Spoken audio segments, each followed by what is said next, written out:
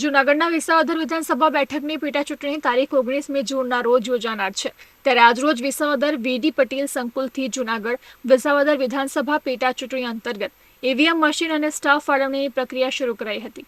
કુલ 294 booth મતદાન મથકોનો સમાવેશ થાય છે। હાલ વહીવટી વિભાગનો 1500 જેટલો સ્ટાફ ફાળવવામાં આવ્યો છે તેમજ 800 થી વધુ પોલીસ કર્મીનો સ્ટાફ મતદાન મથક પર તૈનાત કરાશે।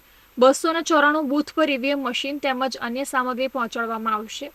294 બૂથ પર ઈવીએમ મશીન તેમજ અન્ય સામગ્રી પહોંચાડવામાં આવી હતી તેમજ બંદોબસ્ત માટે પોલીસ ઉપરાંત એસઆરપીની 3 ટુકડી તૈનાત રહી ફરજ બજાવશે। વિસાવદર વિધાનસભા પેટા ચૂંટણી અંતર્ગત 161 ગામડાઓનો સમાવેશ થાય છે। હાલ ચૂંટણી પ્રક્રિયા માટે તંત્ર દ્વારા તમામ તૈયારીઓ પૂર્ણ કરી દેવામાં આવી છે। તારીખ 19 જૂન સવારે 7 વાગ્યાથી મતદાન શરૂ થશે જે સાંજના 6 વાગ્યા સુધી ચાલશે। ચૂંટણી સ્ટાફ માટે સ્થળ પર જ રહેવા અને જમવાની વ્યવસ્થા કરવામાં આવી છે।